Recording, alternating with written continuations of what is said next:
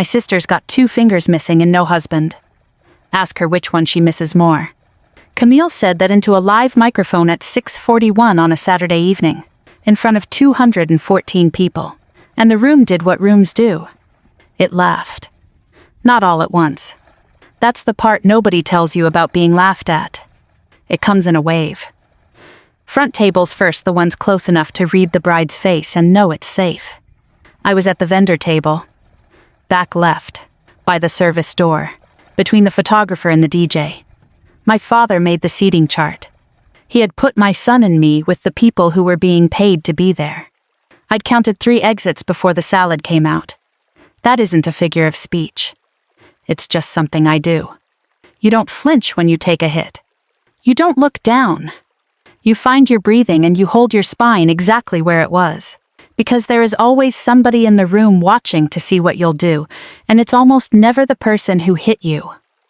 That night, the person watching me was 5 years old and holding a fistful of my sleeve. Owen has known my left hand his entire life. He's held it crossing parking lots. He's counted on it. He has never once asked about it. It was just Mom's hand, the same way a house is just a house. But 214 people were laughing at it. So he climbed up onto his chair, he had to reach my ear, and he didn't whisper, because 5-year-olds don't know how yet. "Mommy, where did your fingers go?" And the laughing stopped. Not politely. All at once. Like a breaker thrown. I went down on one knee so he wouldn't have to stand on that chair. The dress was cheap and it had no give, and I heard a seam let go somewhere along my ribs. I left them in Iraq. "Baby," I said. "Getting somebody home." I didn't say who. I never say who. Behind me, a chair leg dragged across a 130-year-old floor and made a sound like a match being struck. The groom stood up. He didn't look at his bride. He didn't look at my father. He was looking at my hand, and then he was pulling back his cuff, and he was holding his wrist out toward me across 40 feet of that room, the way you hold something out to a person who lost it. He was wearing a $40 watch in a room full of Rolexes. But before I can tell you why a man stood up at his own wedding to show a stranger his watch, you have to go back 6 years to a Tuesday in October, to a hangar at Dover Air Force Base at 2 a.m, and to a boy I washed by hand. My name is Nora Beckett. I'm 34. I've been in the Army 14 years, and for 12 of them my family has believed I do logistics. That's not their fault. I did that. Thanksgiving, the year I turned 22. My father put down the carving knife and asked me, in front of everybody, what exactly it was they had me doing down at Dover. And I said, logistics, which is true. It is the truest word in the English language for my job. Logistics is the movement of things too heavy to move themselves. I never corrected it. 12 years. Every Christmas.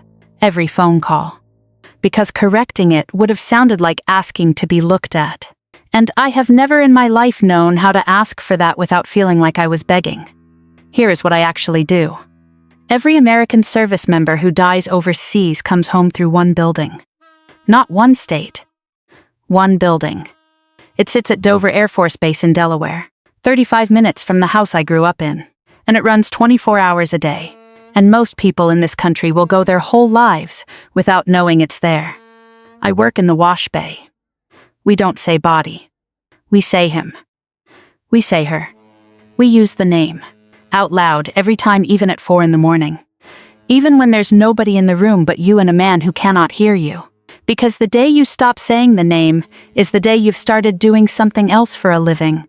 My first supervisor was a sergeant first class named Dale Ivy. 61 now. He had exactly one rule and he never explained it. Wash your hands before you touch the effects, he'd say. Not after. Effects means what they had on them. A wallet. A folded photo gone soft as cloth. A phone with a cracked screen. A wedding ring taped to a dog tag because they'd lost weight downrange and it wouldn't stay on the finger. You wash your hands before, because those things are going to a mother. Ivy grew tomatoes. Bushels of them, every August, in a raised bed behind base housing. He never ate a single one. He gave them all away to the chapel, to the gate guards, To a woman at the commissary whose name I don't think he ever learned. I asked him once why he grew food he didn't eat. He said, "Something's gotta come out of the ground." That's the whole answer he gave me. I've thought about it for 11 years. There's one more rule at the port mortuary, and it isn't written anywhere, and nobody would ever call it a rule out loud. Nobody stays alone. From the moment they come off the aircraft to the moment they go back onto one, somebody is in the room. Not a guard. Not a shift. A person. You do not leave. If you have to eat, somebody else sits down first. I have done 14 years of that. I have never once told my family a word of it. Owen's father was a loadmaster. His name was Ray, and he was not a bad man, and I want that on the record because it would be easy to make him one. Ray flew transports. Sometimes he flew the ones that came into Dover. He knew what I did before he met me. He thought that meant he understood it. He left when Owen was 8 months old. He stood in our kitchen with a duffel over one shoulder, and he couldn't look at the crib, and what he finally said was, "The house smells like it, Nora." It doesn't. I've had 4 different people tell me it doesn't. But he wasn't wrong about what he meant. So it's me and Owen, in a rented split level in Smyrna, Delaware, with a dryer you have to kick on the left side to start. Owen counts on his fingers. He counts to 8. He has always counted to 8. And when his kindergarten teacher told him there were 10, he came home and told me she was wrong. And I said she wasn't. And he thought about it for a while, and then he said, "Then some people have extra." I let him keep that. My father is Walter Beckett. He's 71. He is a life member of a VFW post outside Newark, Delaware, and for as long as I can remember he has served on their honor guard. If you don't know what that is, when a veteran dies, 6 or 7 old men in white gloves come to the graveside and they fold the flag. 13 folds. It ends as a triangle with no red showing.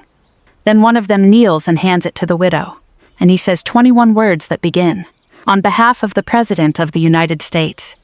My father has done that hundreds of times. He is very good at it. His corners are perfect. He also tells people he was at Kassan. He's told it at the post. He's told it at my high school graduation. He told it to a 5th grade class on Veterans Day, and they gave him a certificate with a bald eagle on it, and it hung in our hallway for 9 years. I was 19 when I found the shoebox. I wasn't snooping. I was looking for my birth certificate for the enlistment packet.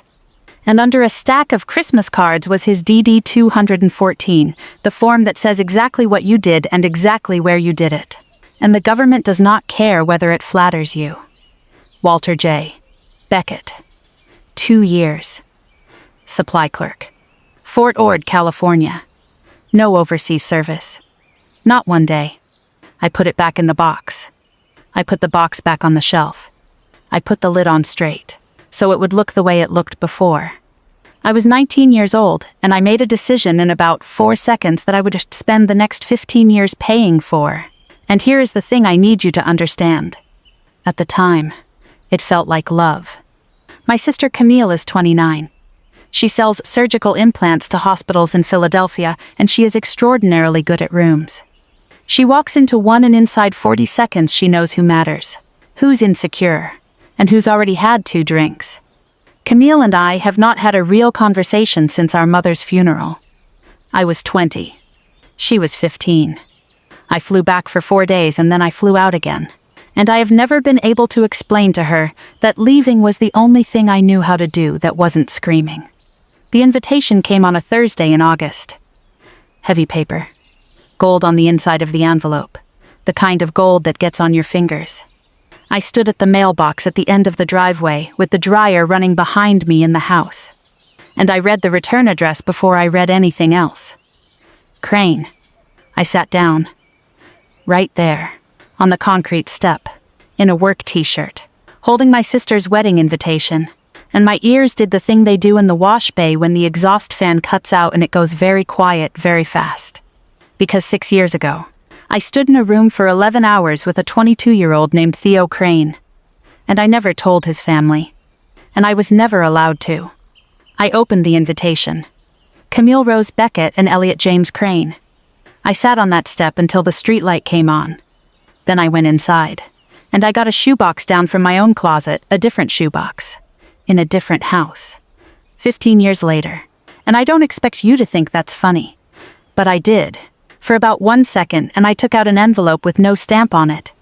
I wrote that letter 6 years ago. To a woman named Ruth Crane, whom I had never met. I never mailed it. You are not permitted to contact them. That is not a suggestion. I put the letter in my purse. And I checked the box that said accepts with pleasure. And I mailed it back the next morning. And for the first time in 6 years I told my family I was coming. What I did not know, what I would not know until a Saturday in October. Standing on a carpeted floor with 214 people laughing at my hand, was that the man my sister was about to marry had spent 6 years calling the building where I work, asking for a name that nobody there is allowed to give him. The rehearsal dinner was at a place on the water in Wilmington that used to be a boathouse. 22 people. Owen wore a clip-on tie and asked me 4 times if he could take it off. And I said not yet. 4 times. And then I took it off him myself when nobody was looking. That was where I met Ruth Crane. She's 68. Small hands. She teaches piano to children in her front room. And I found out later, not from her, that she has never charged a family with somebody deployed. Not once.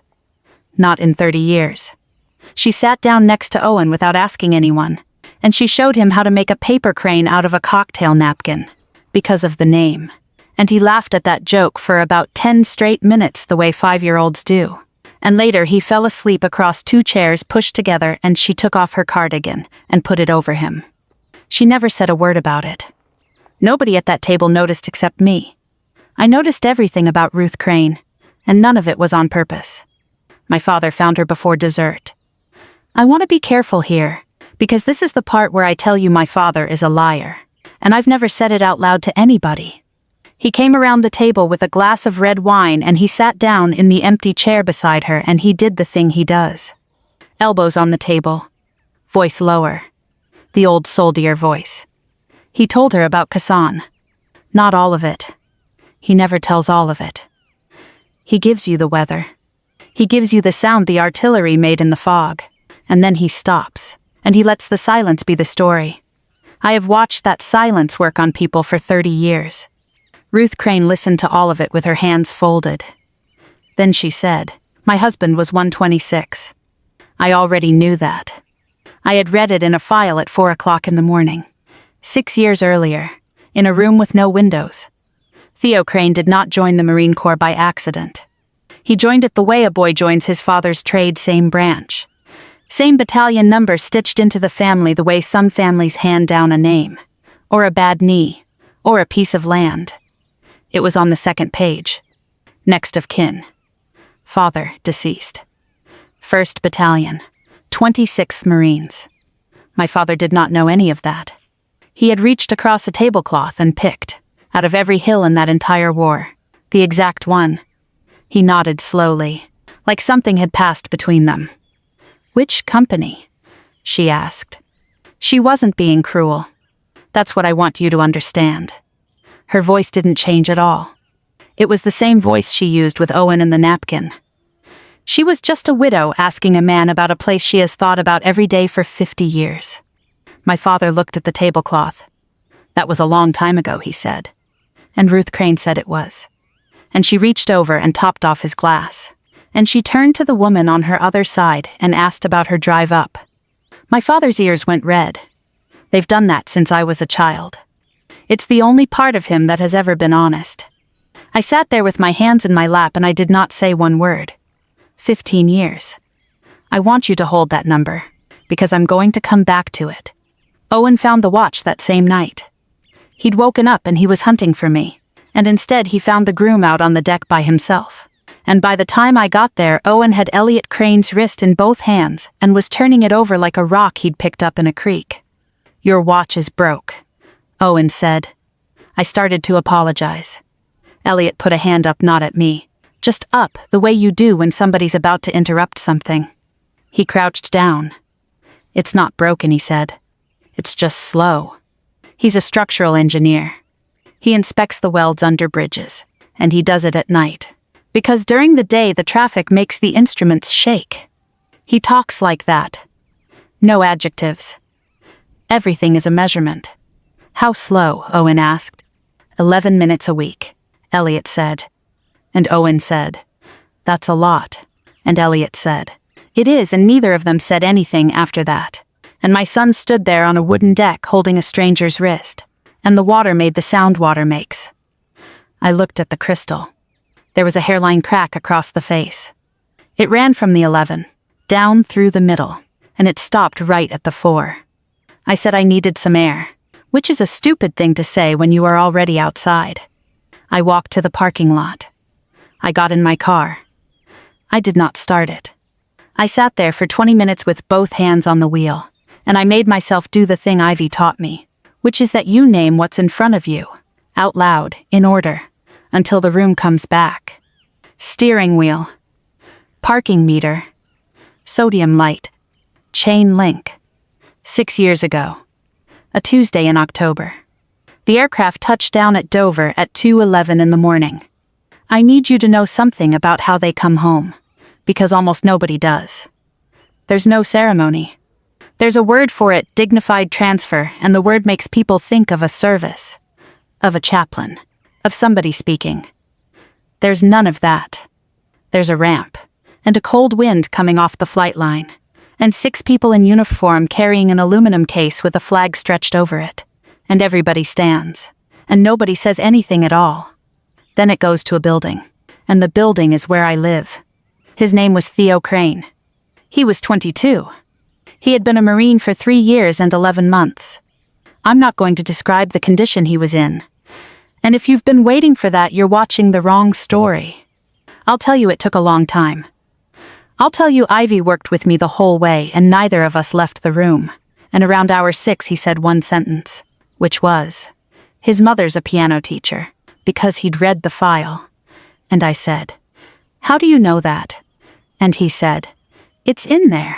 And that was our entire conversation for 11 hours. You wash your hands before you touch the effects. His effects were in a sealed bag with an inventory sheet stapled to the front. A wallet with a Dover Downs player's card in it, which for some reason is the thing I still think about. A rosary he probably didn't use. And a Timex expedition, $40 retail, on a black nylon band that had gone stiff. The crystal was cracked. One line top to bottom, ending at the 4. It had stopped at 4:52. There was blood in the case. Not much. In the seam, where the crystal meets the bezel. In the little channel your thumbnail can't reach. Now I want to be exact about this, because 6 years later a whole room of people is going to be looking at me, and this is what they'll be looking at. Cleaning a man's effects is my job. Cleaning a man's watch is not. The inventory says you log it. You bag it. You seal it. And it goes to the family in the condition it was received. That is the entire procedure. There is a very good reason for that procedure. And the reason is that the condition it was received in is the last true thing about him, and it is not mine to improve. So I logged it. I wrote it out on the sheet in block capitals, the way you're taught, one item to a line, and the line for the watch said, wristwatch, Timex, black nylon band. Crystal cracked. Stopped 0452. That sheet is a legal document. It went home with him. It is sitting in a kitchen drawer in Delaware County, Pennsylvania, right now, and it is the only piece of paper in the world that says what that watch did on the last day of his life, and I am the one who wrote it. And then I got a cotton swab and a dental pick, and I cleaned the blood out of the seam of a dead man's watch at 4 o'clock in the morning, while my supervisor stood 8 feet away and watched me do it. Then I wound it. It took a while. The crown was gritty. And then it caught. And it started. And I stood there in a room with a Marine and a running watch. And it was the loudest thing I have ever heard in my life. I set it to the clock on the wall. I did not go back and change the sheet. I have thought about why for 6 years. And the closest I've come is this. The sheet is what happened to him. And the watch was what I was going to do about it. And I was not willing to give up either one. So his mother got both. A piece of paper that said stopped. And a watch that was running. Ivy never said anything. Not that night. Not in the 6 years since.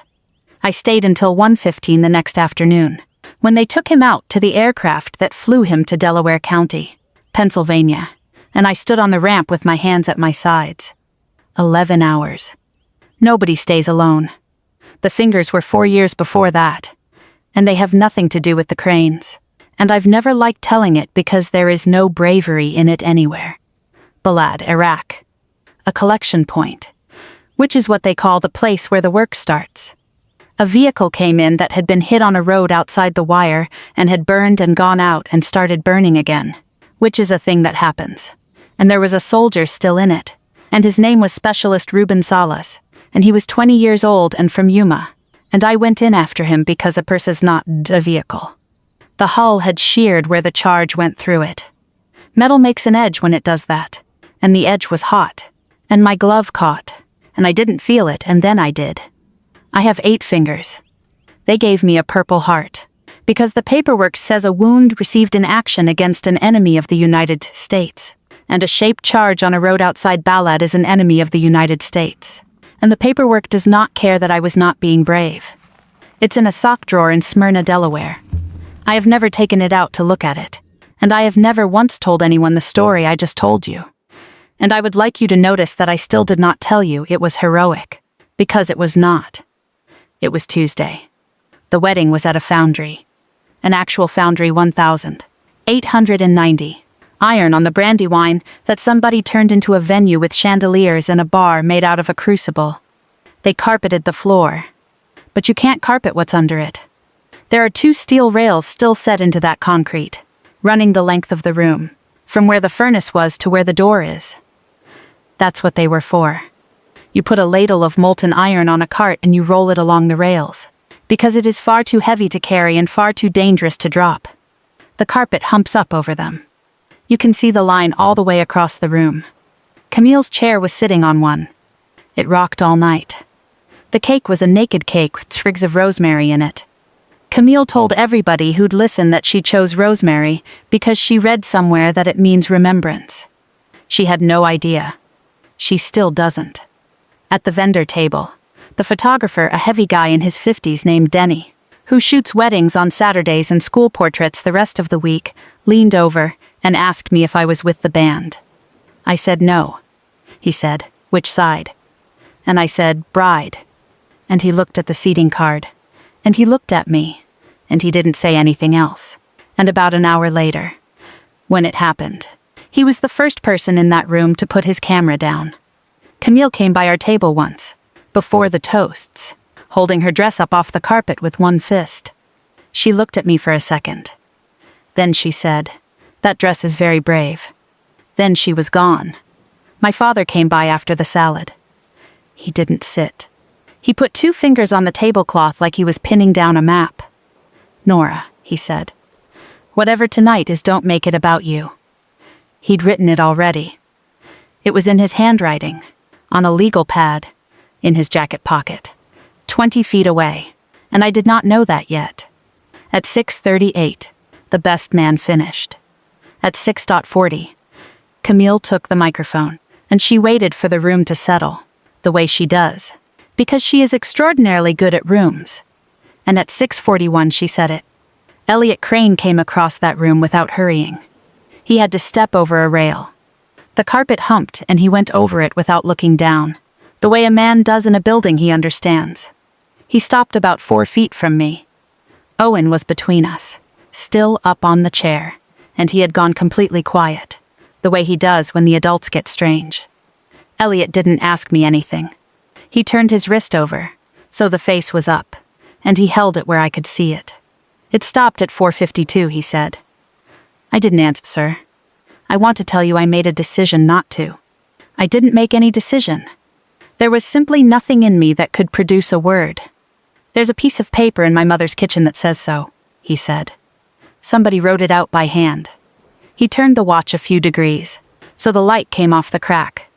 It came home running. Somewhere behind him, somebody set a fork down very carefully. And then Ruth Crane stood up. She stood up the way older women stand up when they have decided something, one hand on the table, taking her time, letting the chair go back on its own. She was still holding her napkin. She held it the entire time. "They brought his things back to us in a bag," she said. Her voice didn't carry. It didn't need to. There were 214 people in that foundry, and not one of them was moving. A plastic bag with a zipper on it. A little inventory sheet stapled to the front. She looked at the napkin in her hand. "And I sat in my kitchen in Delaware County and I opened it, and everything in there was clean. Everything. His wallet. That awful nylon band." She looked up. The sheet said his watch was stopped. It said the hour and it said the minute. Somebody printed it in capital letters so there would be no confusion. She let it sit. And the watch was ticking. She let that sit too. "I called Dover 4 times, she said. Elliot said, "I called 11. They were very kind." Ruth said, "They wouldn't tell us who. They said the young people who do that work do not get named." She looked at me for the first time. She said, "I have wondered every day for 6 years who was in the room with my son." Behind her, the chair she'd pushed back rolled until it came to rest against one of the rails under the carpet. Nobody heard that. But the table she had her hand on moved about an inch, the way a table does. And at Camille's empty place, a champagne flute walked to the edge of the linen. It went over. It didn't break. It landed on the carpet, on that long hump where the steel runs, and it rolled slowly, unhurried, the whole width of that room, all the way to the far wall. 214 people watched a glass roll across a floor. Nobody picked it up. I want to describe what a room sounds like when it stops. There's a ventilation hum. There's ice moving in a bucket somewhere behind the bar. And there is the specific, awful noise of 200 people breathing shallow at once because none of them wants to be the first to be heard. My father sat down. I watched him do it. It wasn't a decision. His legs quit before he got to one. He went down into that chair, and his hand came up and covered the bottom half of his face and stayed there. Camille did not stop smiling. That is the thing I've never been able to explain to anyone. She stood on that little riser in $11,000 of ivory silk with a live microphone in her hand, and her smile did not move, not for a second. Not by a millimeter, like something set in a mold and left to cool. But her hand did. The one on the microphone. The knuckles went white and stayed white, and she did not put it down, because she did not know what a person does with their hands when the room has stopped needing them. She was 15 when she learned to smile like that. I know exactly where she learned it. She learned it in a church parking lot in Newark, Delaware, watching her sister get into a rental car 4 days after their mother's funeral. Denny, the photographer, lowered his camera, put the cap on the lens, sat down at the vendor table next to me and folded his hands. The DJ took his headphones off. And then, near the back, an old man stood up. Just stood. He didn't salute. Nobody in that room had any idea what the correct thing to do was, because there is no correct thing. He just could not sit down anymore. So he stood, and he put both hands on the back of his chair. Then another one. Then a man near the bar. Then a woman. 9 or 10 of them, scattered all through that foundry, standing at their tables in the dark with nowhere to look. Ruth Crane walked over to me. She didn't ask. She took my left hand out of my lap. She just took it, the way you'd take a child's hand at a crosswalk, and she turned it palm up, and she looked at it. I counted. I count things. It was 11 seconds. She didn't touch the scar. She didn't say the words thank you, and she never has. And I have come to understand that she withheld them on purpose, because she is a person of enormous precision, and she knew that thank you was a door I would have walked straight out of. She folded my fingers closed. Both of my hands. All 8 of them, in both of hers. And she asked me the question. Was he alone? No, ma'am. How long? 11 hours, I said. Until the plane. The napkin came apart in her hand. I heard it. And I said the only other thing I said in that entire room. And I said it because I am not a brave person. I am an exact one. And exactness is the only place I have ever been able to put anything down. It runs slow, I said. About 11 minutes a week. I'm sorry. It was 4 in the morning and that was the best I could do. Ruth Crane made a sound. I have heard that sound professionally. I have heard it hundreds of times. At the door of a room. From the hallway. Through a wall. I had never once heard it from 6 inches away, and I had never once been the reason.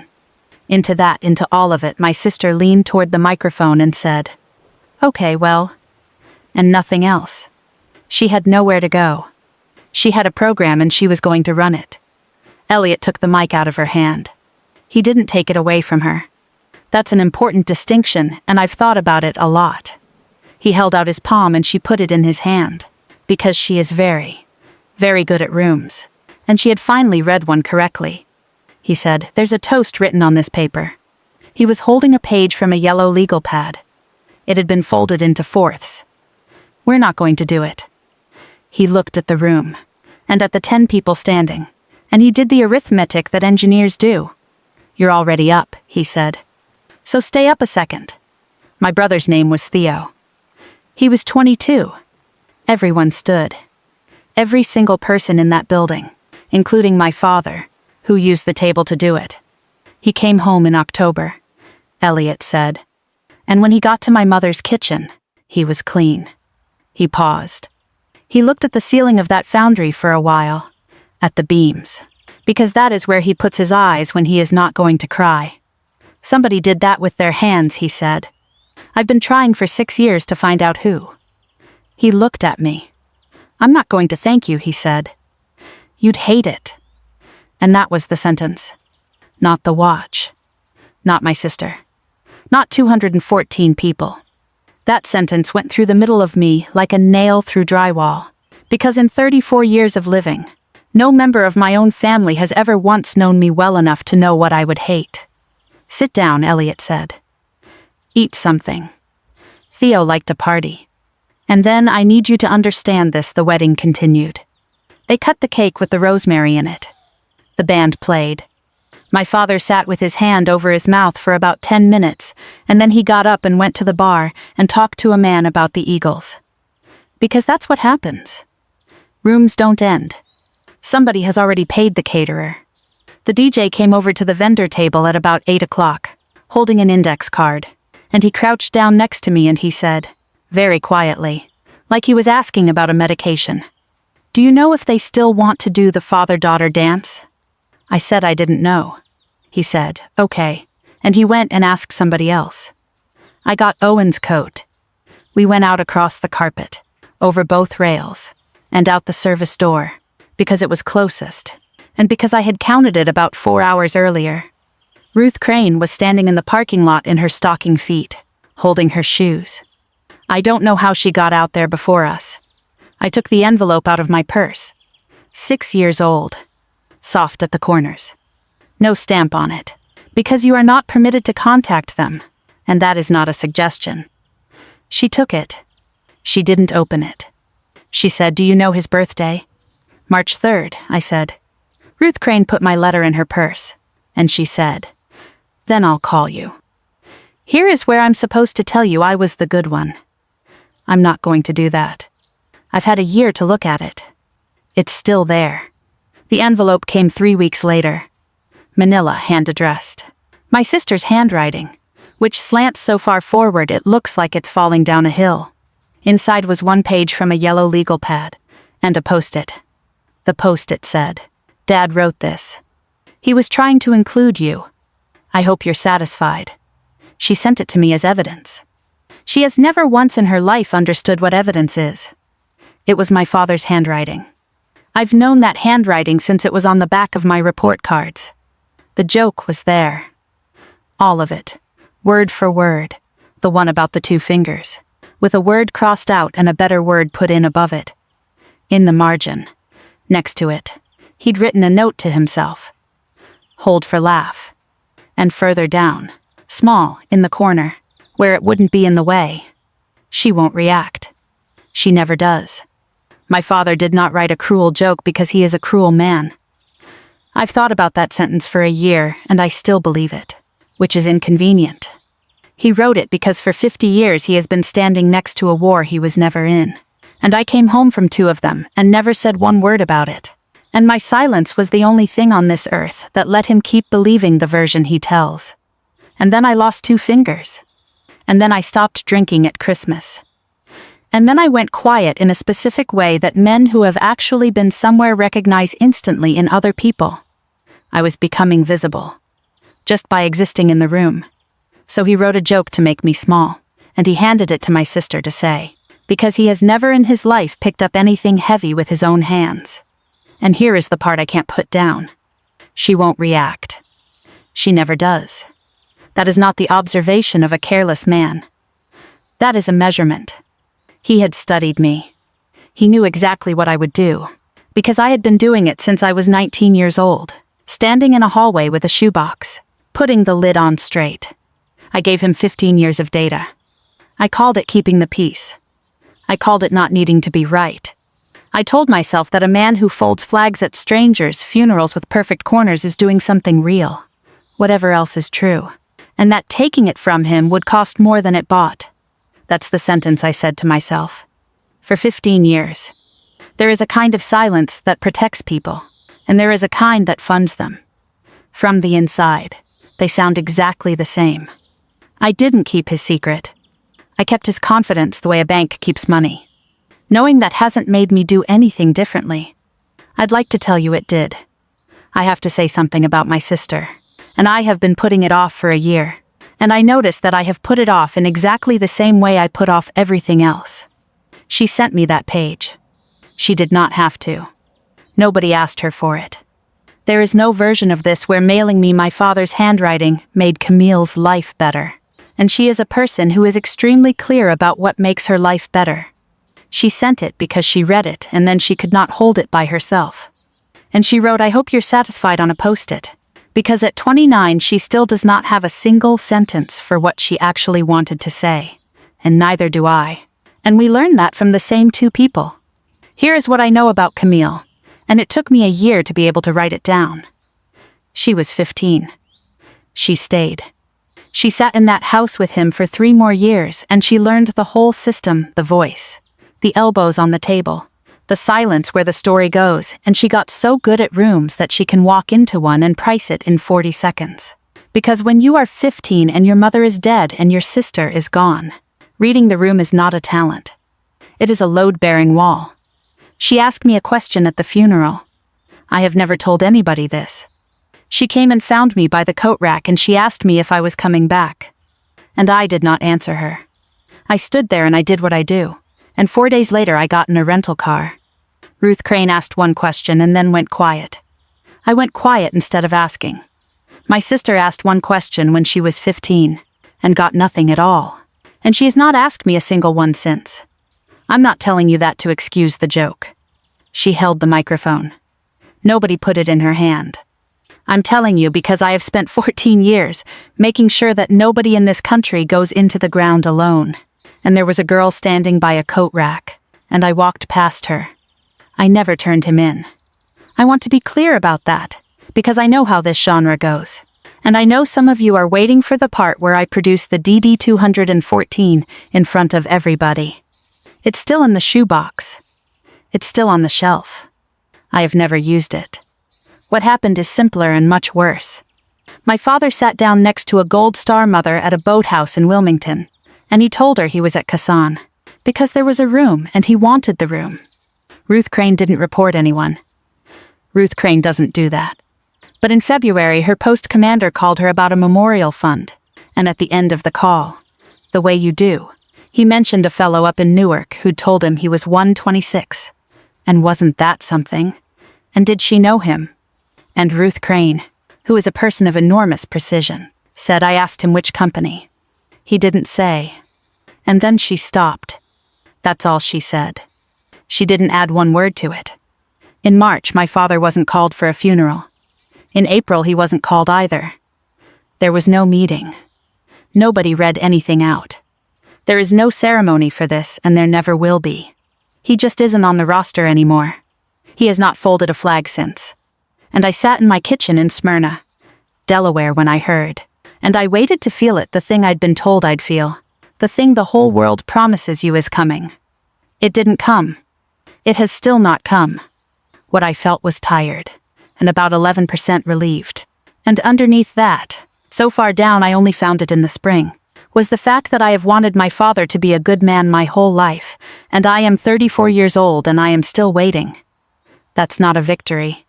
In May I drove up to Newark. Nobody was home.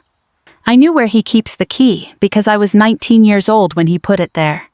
The box was on the top shelf. The Christmas cards were still on top of it. I opened it. I read that form for the second time in my life. Fort Ord, California. 2 years. I put it back in the box. I put the box back on the shelf. I put the lid on straight, so it would look the way it looked before. I'm 34 years old and I did exactly what I did at 19. Ruth Crane asked my father one question. Which company? And then she stopped. In 15 years I never asked him anything.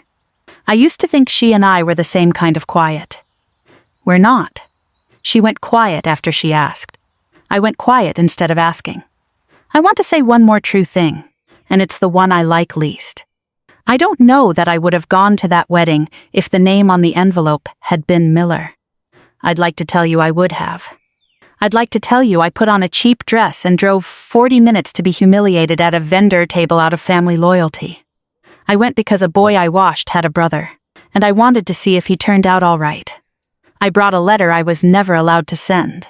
So don't make me the saint of this story. I walked into that foundry with something of my own to carry. Ruth Crane calls me on March 3rd. She has done it twice now. She talks about her piano students. There's a boy who won't use his left hand and she doesn't know why. She talks about the weather in Delaware County, which is the same weather I have. We talk for 40 minutes and Theo's name comes up exactly once, near the end, and then we hang up. That is the entire relationship. It's the largest thing I own. Elliot and Camille are still married. I don't know what their house is like. I hope it's kind. I'm allowed to hope that and also never go there. Camille has not called me. I have not called Camille. One of us is going to have to be the person who asks a question. I have gotten very good at waiting, which I have recently learned is only another way of saying I am still doing the thing I did for 15 years. Her birthday is in November. I have the number. It works. My father has my number too. It works. I answer about half the time now, and we talk about the Eagles, and he has never once said he's sorry, and I have stopped constructing the sentence in which he would. I didn't cut anybody off. That's too clean a word for it. I just stopped paying the interest. He wears a watch now. A cheap one, a Timex, because that's what I bought him. And I want you to know, I didn't think about it until the woman at the register was ringing it up. And then I bought it anyway. It loses time. All of them do. Last week he shook it and held it up to me, and I opened my mouth to say I'd get it fixed, and he said, "It's not broken. It's just slow." Dale Ivy mailed me a package in June. Postmarked Dover. Inside was a flag, a cotton one, 38 inches. The practice kind. The kind that's been folded so many times it's gone soft at the creases, and 11 tomatoes packed in newspaper, 4 of which had not survived the trip. There was no note. Ivy doesn't write notes. So on a Sunday afternoon I put the flag on my kitchen table and I taught my son the 13 folds. He's 6 now. His hands are too small and he doesn't have the reach, so he had to walk around the table, which is not how it's done, and I let him. "What's this one mean?" he asked. "Fold 4. And I could have told him the thing people say. There's a whole speech. Every fold stands for something: liberty, eternal life, the tribute to mothers. It's on laminated cards at every VFW post in America. I said, "Nothing. People made those up later." He looked at me. "It's just how you make a triangle that won't come apart," I said. He thought about that for a while. Then he did fold 5, badly, and undid it. And did it again. At the end he had it. Blue on the outside. No red showing. He held it in both hands and it was a good triangle. And it did not come apart. Then he started counting the folds back, on his fingers, to check. He ran out at 8. He held up his hands and looked at them. And then he looked at mine. And he said, "You'd have to borrow 2. I laughed. Out loud in my kitchen.